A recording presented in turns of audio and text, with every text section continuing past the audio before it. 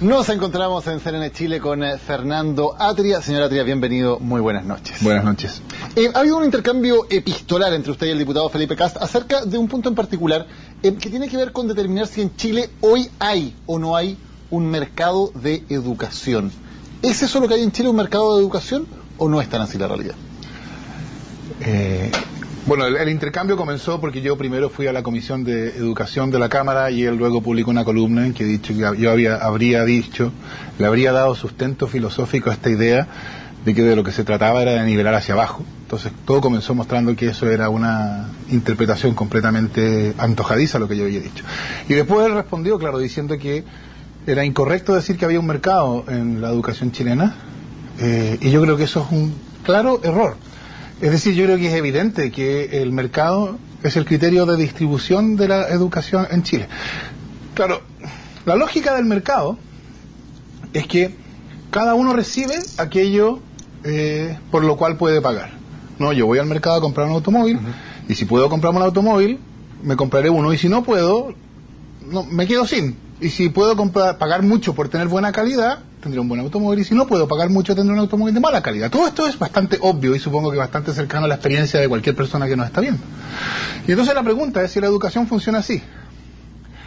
Claro, hay un punto, y es que no funciona totalmente así, ¿no? Porque el que no puede pagar educación igual recibe algo, ¿no? Esa es la educación para quien no puede pagar, que es más o menos la educación que hoy día se puede comprar con alrededor de 60.000 y algo pesos mensuales. Esa es la educación que recibe el que no puede pagar. Esa efectivamente no funciona como un mercado en alguna medida porque es gratis. Ahora, pero sobre esa, la lógica del sistema chileno es el Estado, todos nosotros garantizamos que todos van a recibir algo, y cada uno entonces va al mercado y compra sobre eso lo que pueda. Y la consecuencia entonces es que cada uno recibe la educación que puede comprar sobre ese mismo. Y la reforma educacional, tal como está planteada hoy, y siguiendo sus palabras, su lógica entonces sería, más que eliminar el mercado, porque van a seguir existiendo los colegios particulares pagados, sería sacar a la clase media de ese mercado y dejar el mercado solamente para un pequeño porcentaje de personas que pueden pagar una educación particular pagada. Bueno, yo lo primero que yo diría es que yo creo que es correcto, por lo menos en cuanto a las reglas permanentes, ¿no? Porque hay otra discusión sobre las reglas transitorias del proyecto. Pero en cuanto a las reglas permanentes, yo creo que esas reglas, o la propuesta del gobierno, el proyecto, identifica correctamente por dónde hay que empezar a eliminar la lógica de mercado en la educación, ¿no? Se trata de que el que ofrece educación no puede hacer lo que ofrece el automóvil, que es decir, mire, yo solo le vendo un automóvil a alguien que me pueda pagar la cantidad tal, o yo solo atiendo tales horas, ¿no? Yo pongo mis condiciones. Esa es lo que lleva a una lógica de mercado. Entonces, pero, perdón, desde esa perspectiva, eso se mantiene al no intervenir respecto de los colegios particulares pagados. Desde su planteamiento, ¿está bien que la reforma educacional no toque a los colegios particulares pagados? Porque al final sí va a ser así, sí va a haber un grupo que yo pago y tengo esa educación, sí puedo pagarla nomás. Bueno, a ver, yo creo que sería bueno llegar al problema de los particulares pagados en un minuto más, si me lo permiten. Porque lo primero es notar que esas tres reglas que el gobierno pretende introducir, no se puede, el que ofrece educación no puede seleccionar a quién educar y a quién no educar, no puede cobrar a cambio de educar y no puede ofrecer educación con fines de lucro. Son, diría yo, una manera correcta de identificar las reglas del mercado. Y lo que pasa cuando hay mercado es lo que pasa en todos los mercados. Yo diría que es bien ridículo pretender que si los automóviles se venden en el mercado, todos los chilenos van a tener acceso a un automóvil de igual calidad. Es completamente ridículo, porque la lógica del mercado es que, bueno, cada uno verá lo que puede hacer. Entonces, sí, lo que nos interesa, y este era el punto de la columna, sí lo que nos interesa es asegurar la educación como un derecho social para todos. Es decir, que todos los ciudadanos tienen el derecho a una educación que abra las mismas oportunidades de desarrollo de la personalidad. Entonces la educación no se puede sujetar al mismo régimen que los automóviles. Ahí hay una anécdota bien pintoresca, ¿no? Que la reportaba en la prensa del sábado, diciendo que Andrés Palma, el coordinador de la reforma, habría hecho una analogía de este tipo en una reunión con apoderados, y algún apoderado indignado decía: nos insulta al pretender que la educación es como de nuestros hijos es como los automóviles. Y yo diría, ¿cómo va a ser el coordinador Andrés Palma el que lo está insultando? Lo que él está diciendo es que precisamente el gobierno quiere que el sistema educacional no esté organizado como los automóviles. Ahora, el problema de la educación particular pagada, yo diría, en la medida en que lo que está detrás de esto es la idea de que la educación es un derecho social, o sea, es algo acerca de la educación, que es distinto. Este es el cambio de paradigma que se ha anunciado. En principio, eso se aplica también a la educación particular pagada. Yo no entiendo por qué. Por ejemplo, las reglas sobre proscripción de la selección y sobre proscripción de la provisión con fines de lucro no se aplican también a la educación particular pagada. Yo creo que el proyecto debería llegar hasta allá.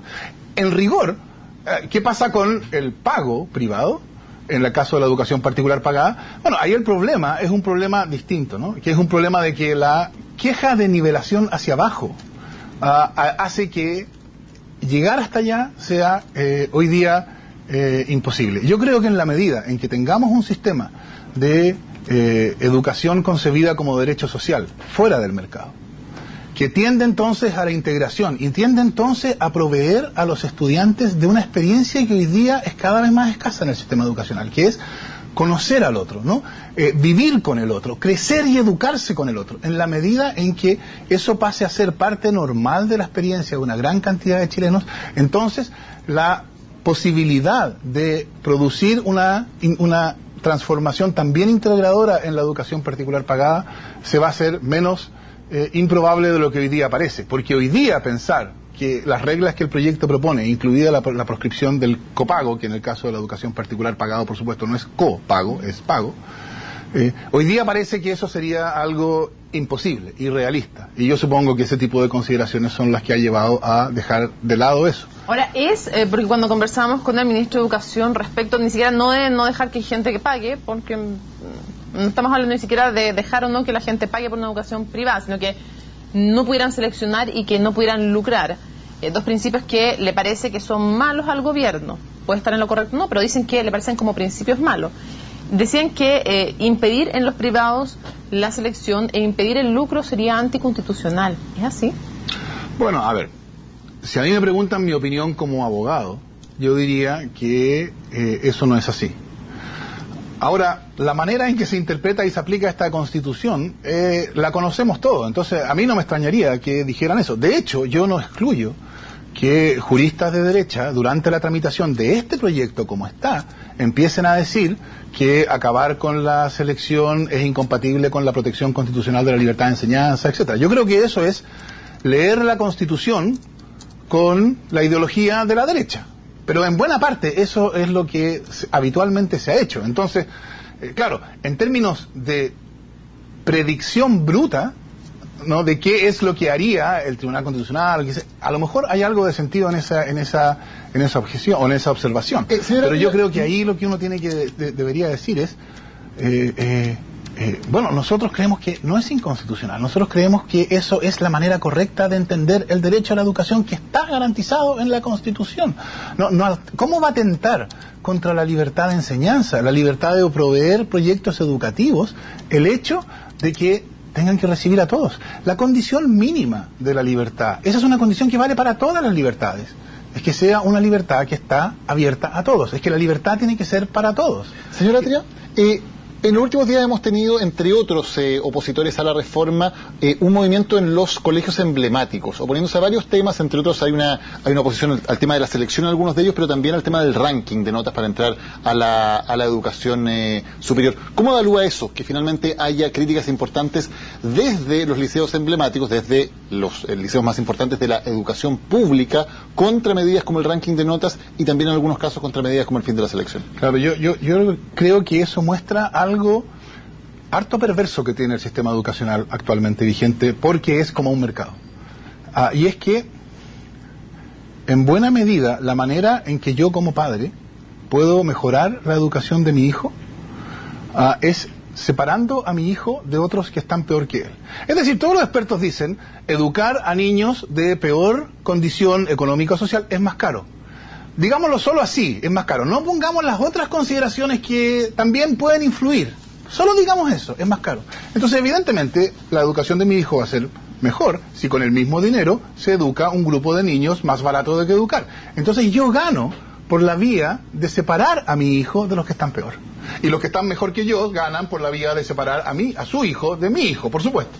No, entonces eso es lo primero. La lógica del sistema educacional chileno fuerza a cada padre para desempeñar correctamente su función de padre o madre, que es preocuparse especialmente por su hijo, a hacer lo posible por separar a su hijo del que está peor. Y en el caso de y esto se manifiesta en el caso del llamado ranking, ¿no?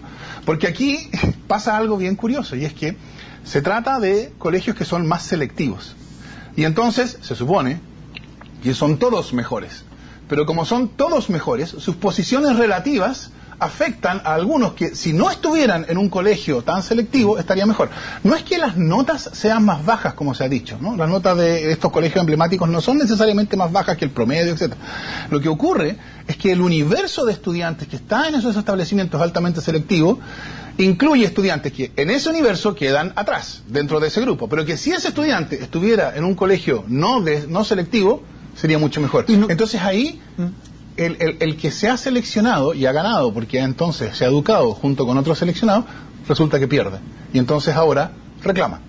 Entonces el reclamo en algún sentido los afecta, por supuesto. La pregunta ¿es razonable tener un sistema organizado para que todo el que pueda separarse del que está peor y subir un poco más arriba esté mejor por el solo hecho de hacerlo? ¿No deberíamos pensar sobre el sistema educacional como un todo, cuando nuestra preocupación debería ser la calidad para todos, no una calidad que se distribuyera conforme a la lógica del mercado? Usted, señor, mencionaba recién la Constitución y ha sido uno de los principales impulsores de una nueva Constitución por medio de una Asamblea Constituyente. Siendo realista, viendo el escenario político y económico que tenemos hoy, ¿tiene esperanzas de que efectivamente esa nueva Constitución se vaya a concretar durante este gobierno o no?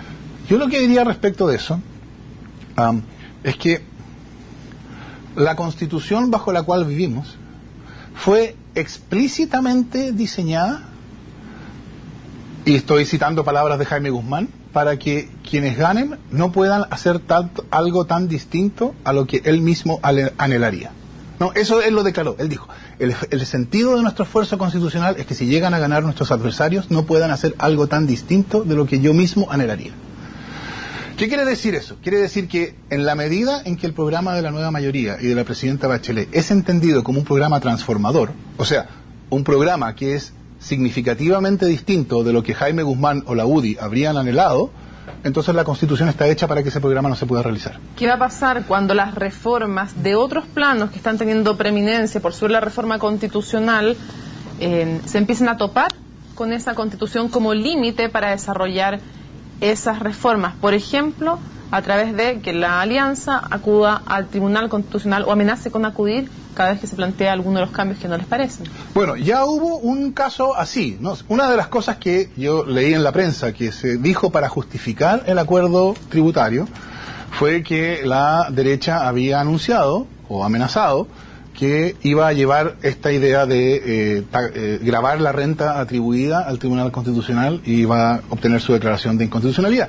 Y para evitar ese requerimiento, el gobierno habría, o una de las consideraciones habría sido esa, habría acordado alguna fórmula que implicara que la derecha no requiriera. Yo diría que esa es una estrategia, una manera de enfrentar el problema harto problemática, porque entonces la reforma tributaria no se podía realizar dada la neutralización constitucional, pero el precio de que no se realice la reforma tributaria en esos términos no la paga la neutralización constitucional, la paga el gobierno que aparece renunciando. Y entonces, a lo mejor, dada la circunstancia, digamos, es un tema harto más complejo el de la reforma tributaria, pero a lo mejor en el caso de la reforma tributaria había otras razones que justificaban las modificaciones que se le hicieron, pero si uno lo piensa respecto de la reforma educacional, la hipótesis que ustedes me están planteando, ¿no? La hipótesis de que estas reformas avancen y en algún momento topen con la neutralización constitucional. Bueno, yo no soy pitonizo, no sé lo que va a pasar, pero sí sé cuál va a ser la opción, la alternativa que el gobierno va a enfrentar. Va a tener que decir, o adecuo la reforma constitucional a lo que es compatible, la reforma educacional a lo que es compatible con la neutralización constitucional, llegando a un acuerdo con la derecha, caso en el cual el gobierno va a ser visto como traicionando el impulso transformador que lo llevó a ganar la elección, etcétera. O estoy dispuesto a enfrentar esto, ir contra la derecha al Tribunal Constitucional y alegarlo y eventualmente incluso perder, y al perder decir esto es una demostración que esta Constitución impide hacer algo. Efectivamente, Jaime Guzmán tenía razón, no se puede hacer nada muy distinto de lo que la UDI anhela. Fernando Atria, gracias por habernos acompañado hoy en CNN Chile. Buenas noches. Gracias a ustedes.